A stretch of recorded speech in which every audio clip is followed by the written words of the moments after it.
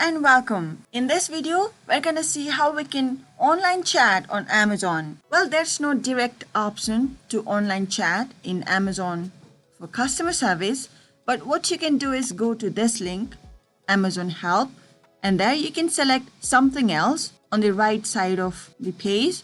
Select it. Now, you can select I need more help. If you select it, a page will appear like this. There is two options, request a phone call or chat with us. If you want to chat, you can start chatting now. Select this and you can have some representative on the other side of the chat and you can online chat. The alternative is going to Twitter and you can search for Amazon Help.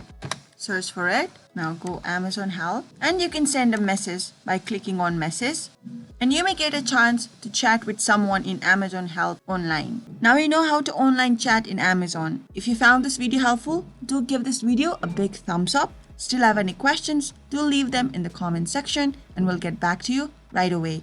Until next time, bye-bye.